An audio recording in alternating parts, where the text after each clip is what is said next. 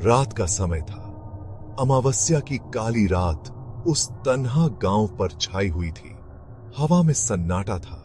बस सूखे पत्तों की आवाज कभी कभी शांति को तोड़ देती थी। विजय और रीना भाई बहन उस वीरान गांव के रास्ते पर चल रहे थे।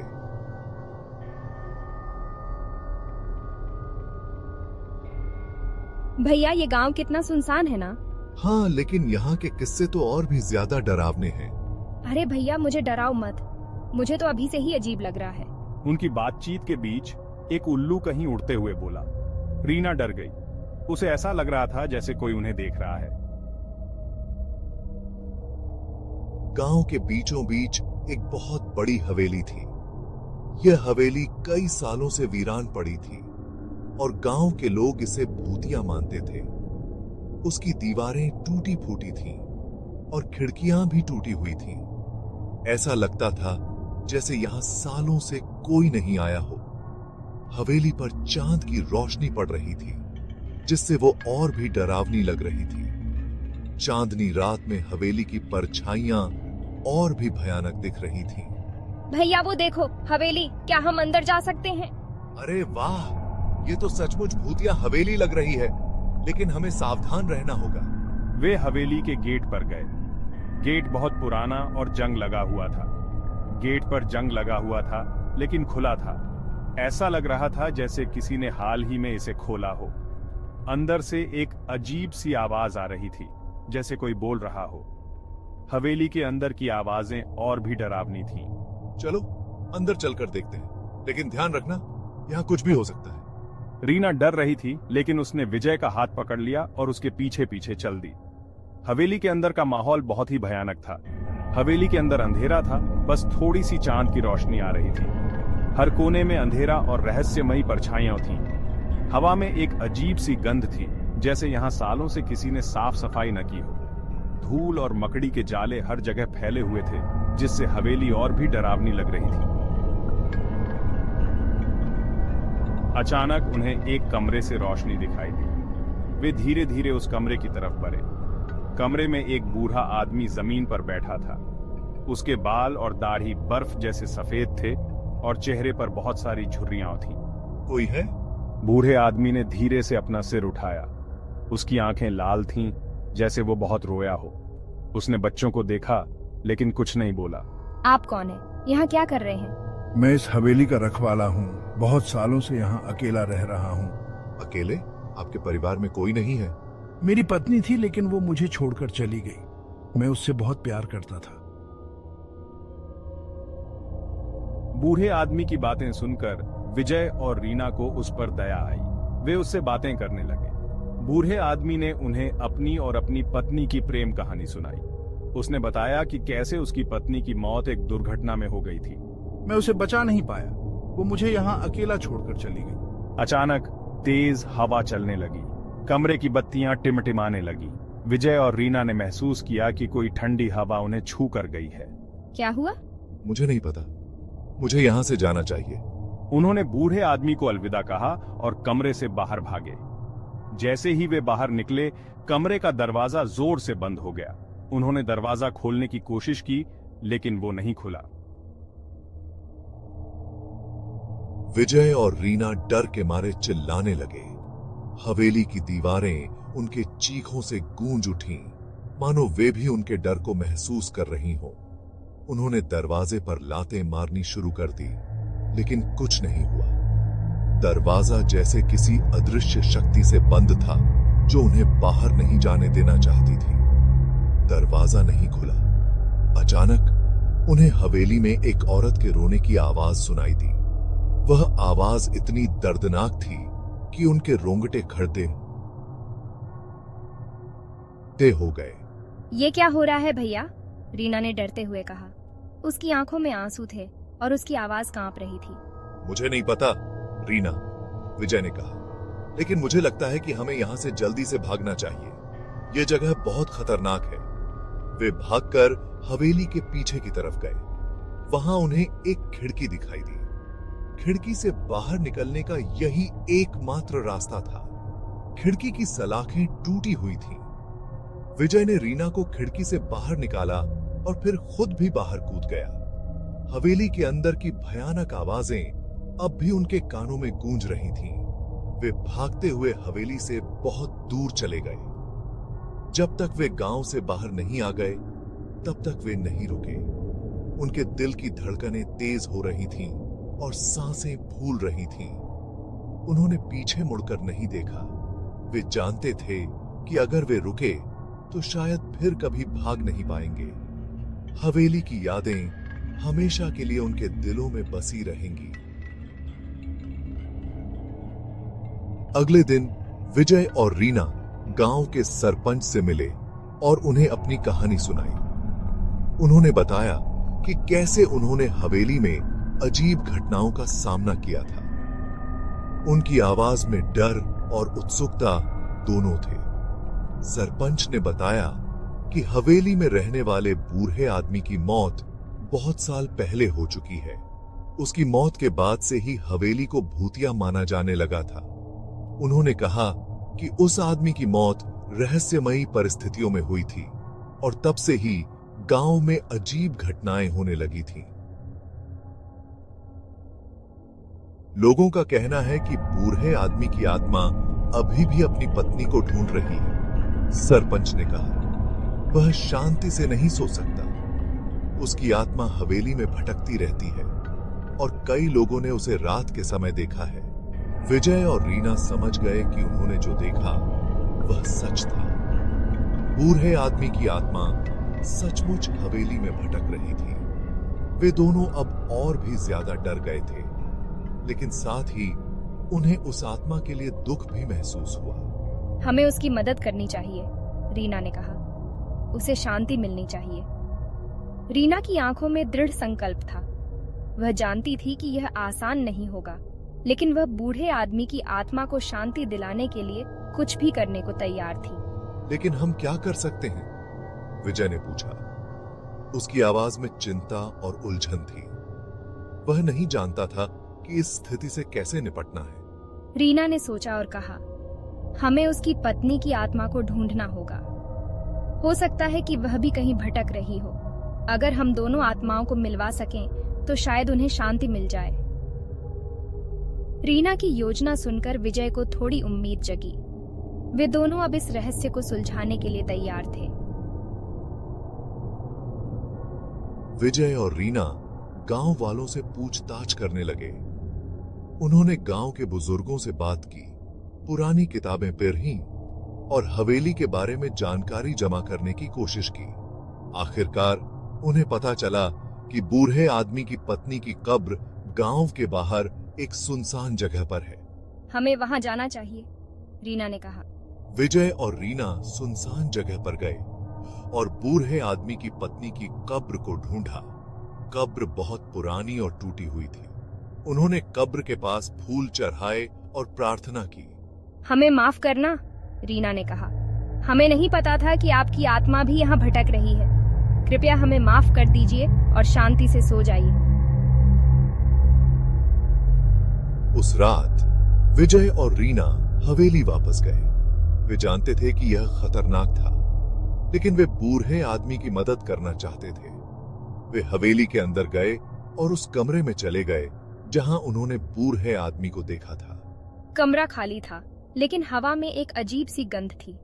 अचानक बत्तियां टिमटिमाने लगीं और तेज हवा चलने लगी। तुम यहाँ क्या कर रहे हो? बूढ़े आदमी की आत्मा ने गुस्से में कहा। तुम मुझे अकेला क्यों नहीं छोड़ देते? हम आपकी मदद करना चाहते हैं, विजय ने कहा। हम जानते हैं कि आप अपनी पत्नी को याद कर रहे हैं। बूढ़े आदमी की आत्मा ने विजय और रीना को ध्यान से देखा। उसकी आंखों का गुस्सा धीरे धीरे कम होने लगा और उसकी जगह उदासी आ गई। क्या तुम सचमुच ऐसा कर सकते हो? हाँ, रीना ने कहा। हम आपको आपकी पत्नी की कब्र पर ले जा सकते हैं। वहां आप उनसे मिल सकते हैं और शांति से सो सकते हैं। बूढ़े आदमी की आत्मा धीरे धीरे हवा में गायब होने लगी। उसकी जगह एक हल्की सी रोशनी रह गई। रोशनी धीरे धीरे ऊपर उठने लगी और खिड़की से बाहर चली गई। विजय और रीना समझ गए कि बूढ़े आदमी की आत्मा को शांति मिल गई है। वे हवेली से बाहर आए और गांव की तरफ चल दिए। गांव अब भी सुनसान था। लेकिन हवा में एक अजीब सी शांति थी। अगले दिन विजय और रीना गांव से चले गए। उन्होंने कभी पीछे मुड़कर नहीं देखा। वे जानते थे कि बूढ़े आदमी की आत्मा अब शांत है और गांव को अब कोई डर नहीं है। गांव अब सुरक्षित था। कभी कभी डर और दहशत के पीछे भी एक कहानी होती है, एक ऐसी कहानी जो हमें दया और समझ सिखाती है। भूतों की कहानियां सिर्फ डराने के लिए नहीं होती, बल्कि हमें जिंदगी और मौत के रहस्यों से परिचित कराने के लिए होती है।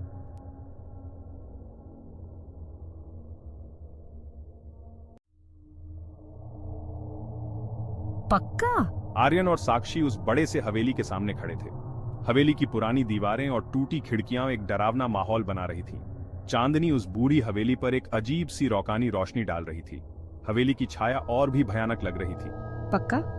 उसने फिर से पूछा। उसकी आवाज में डर साफ झलक रहा था। उसने धीमे से कहा। उसकी आवाज कांप रही थी।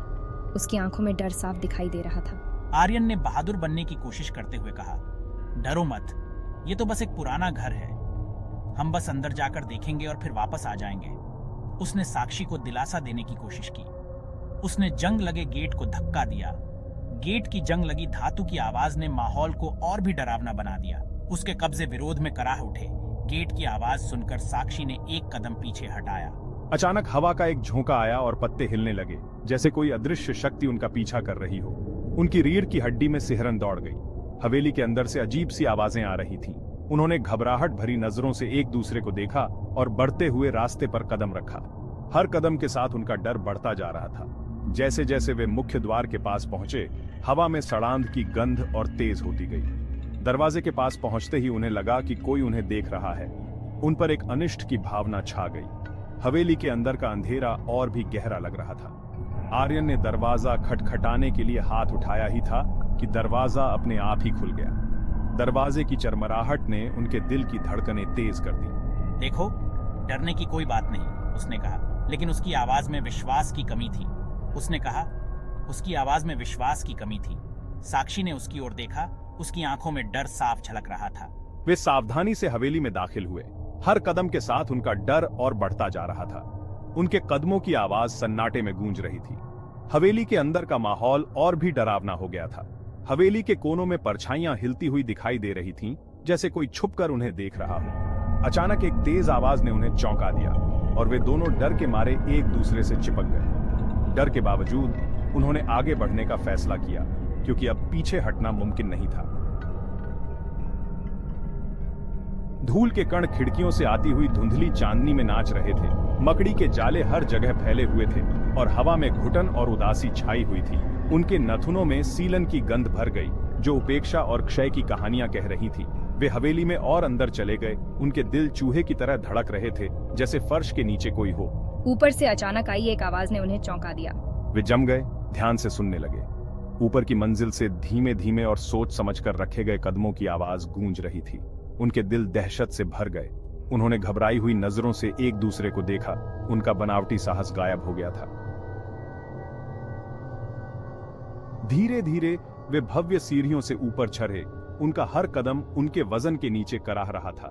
जैसे जैसे वे ऊपर चढ़ते गए, हवा ठंडी होती गई, जिससे उनकी रीढ़ की हड्डी में सिहरन दौड़ गई। सीढ़ियों के ऊपर दालान के अंत में एक कमरे से एक धुंधली अलौकिक रोशनी निकल रही थी। झिझकते हुए वे कमरे के पास पहुंचे। जैसे ही उन्होंने अंदर झांका, साक्षी के मुंह से चीख निकल गई। कमरे के बीचों बीच एक पारदर्शी आकृति मंडरा रही थी। उसकी उदास आंखें उन पर टिकी हुई थीं। आर्यन अपने डर के बावजूद हकलाते हुए बोला, तुम कौन हो? वह आकृति उनकी ओर मुड़ी। उसकी आवाज एक शोकाकुल फुसफुसाहट थी। मुझे वे लोग विक्रम बुलाते थे। विक्रम की भूतिया आकृति उसके बोलने पर टिमटिमा रही थी। उसकी आवाज में एक गहरी उदासी गूंज रही थी। उसने अपने प्यार, विश्वासघात और इन्हीं दीवारों के भीतर एक दुखद अंजाम तक पहुंच चुके जीवन की कहानी सुनाई। उसने अपनी प्यारी पत्नी अनु और एक बेशकीमती हार के बारे में बताया, जो उसने उसे तोहफे में दिया था। एक भयानक रात त्रासदी आई।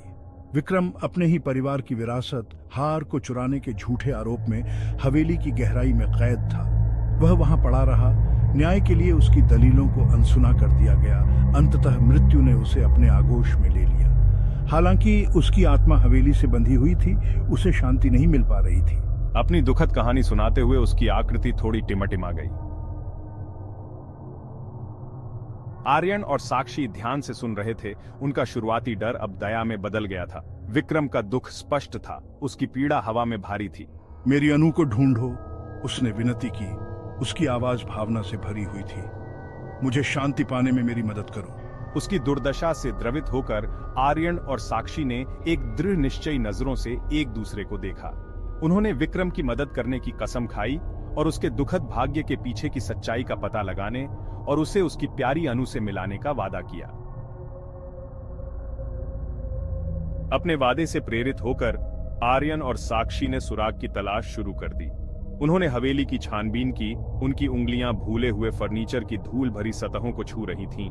उनकी आंखें दीवारों पर लगे फीके चित्रों को देख रही थीं। उन्होंने एक बंद कमरा खोज निकाला जिसका भारी लकड़ी का दरवाजा बंद था। ये जरूर कुछ अहम होगा, साक्षी ने फुसफुसाते हुए कहा। उसका हाथ ताले की ठंडी धातु पर टिका हुआ था। आर्यन एक पुरानी जंग लगी चाबी का उपयोग करके, जो उन्हें एक फर्श के नीचे छिपी हुई मिली थी, दरवाजे को खोलने में कामयाब रहे। जैसे ही यह चरमराहट के साथ खुला, एक पुरानी गंध बाहर आई जो लंबे समय से बंद रहस्यों की ओर इशारा कर रही थी। कमरा धुंधला रोशनी वाला था। इसकी एकमात्र खिड़की बंद थी। धूल ने हर सतह को ढंक दिया था और मकड़ी के जाले भयानक सजावट की तरह लटके हुए थे। बीच में एक लिखने की मेज रखी थी जिसकी सतह पर उम्र के साथ पीले पड़ चुके कागज बिखरे हुए थे। एक सुंदर ढंग से बंधी हुई डायरी खुली हुई थी जिसके पन्ने सुंदर लिखावट से भरे हुए थे। अनु की डायरी, साक्षी ने विक्रम की कहानी से नाम पहचानते हुए कहा। उन्होंने नाजुक पन्नों को ध्यान से पलटा। उनकी उंगलियां फीकी स्याही को छू रही थीं। डायरी की प्रविष्टियों में प्यार, नुकसान और एक लापता हार की बेताब तलाश की कहानी का पता चला। अनु के शब्दों ने विक्रम के लिए उसके गहरे प्यार और उसके कारावास पर उसके विनाश की तस्वीर पेश की। उसकी हर पंक्ति में दर्द और पीड़ा झलकती थी, मानो वह अपने दिल का बोझ हल्का कर रही हो। उसने अपनी बेगुनाही में अपने अटूट विश्वास और उसे साबित करने के अपने उन्मत्त प्रयासों के बारे में लिखा। हर शब्द में उसकी दृढ़ता और संकल्प स्पष्ट था, मानो वह अपने आप से वादा कर रही हो कि वह हार नहीं मानेगी। उसने विक्रम के धोखेबाज चचेरे भाई, जो हार हड़पना चाहता था, के बारे में अपने संदेहों के बारे में विस्तार से बताया। उसके शब्दों में छिपी हुई सच्चाई और रहस्य की परतें खुलने लगी। मेरे प्यारे विक्रम के लिए मेरा दिल दुखता है। उसकी यादें मुझे हर पल सताती हैं और मैं उसकी मासूमियत को साबित करने के लिए कुछ भी कर सकती हूँ। जब तक उसका नाम साफ नहीं हो जाता और हार नहीं मिल जाता, तब तक मैं चैन से नहीं बैठूंगी। यह मेरा वादा है और मैं इसे हर हाल में निभाऊंगी। निराशा से भरी आखिरी प्रविष्टि में हवेली के भीतर एक छिपे हुए डिब्बे के बारे में बताया गया था। यह डिब्बा उसकी उम्मीद की आखिरी किरण थी, जहां उसने सुरक्षित रखने के लिए चुपके से हार छिपाया था। यह हार ही विक्रम की बेगुनाही का सबूत था और अनु को यकीन था कि इसे ढूंढना ही उसकी रिहाई की कुंजी है। अनु का मानना था कि हार ढूंढना और विक्रम की बेगुनाही साबित करना उसकी रिहाई सुनिश्चित करेगा। उसकी खोज एक जुनून बन गई थी और वह किसी भी कीमत पर इसे पूरा करने के लिए तैयार थी। इस नए ज्ञान से लैस होकर आर्यन और साक्षी छिपे हुए डिब्बे की तलाश में निकल पड़े। वे अनु के गूढ़ सुरागों का पालन करते थे, उसके शब्दों को समझते थे और अतीत की पहेली को जोड़ते थे। मुझे लगता है कि हम करीब हैं साक्षी। अनु के सुराग हमें कहीं ले जा रहे हैं। ढूंढते रहो, हमें इसे ढूंढना होगा। अंत में चिमनी में एक ढीली ईंट के पीछे उन्हें एक छोटा मखमली अस्त्र वाला डिब्बा मिला। ये रहा, ये मुझे मिल गया। अंदर फीकी मखमली की एक परत पर एक आश्चर्यजनक हार पड़ा था, जिसका जटिल डिजाइन मंद रोशनी में भी चमक रहा था। हार अनु के लिए विक्रम के प्यार का प्रतीक आखिरकार मिल गया था। विक्रम से किया उनका वादा पूरा होने से बस एक कदम दूर था। हार हाथ में लेकर आर्यन और साक्षी उस कमरे में लौट आए जहां उनका सामना विक्रम की आत्मा से हुआ था।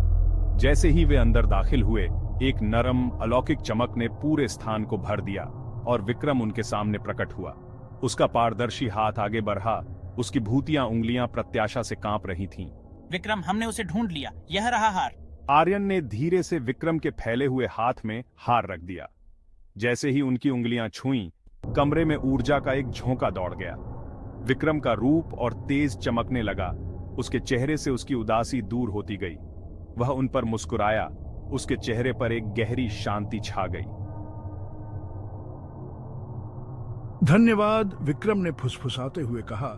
तुम्हारी मदद के बिना मैं कभी भी इस बंधन से मुक्त नहीं हो पाता। उसकी आवाज कृतज्ञता से भरी हुई थी। तुमने मुझे मेरे सांसारिक बंधनों से मुक्त कर दिया है।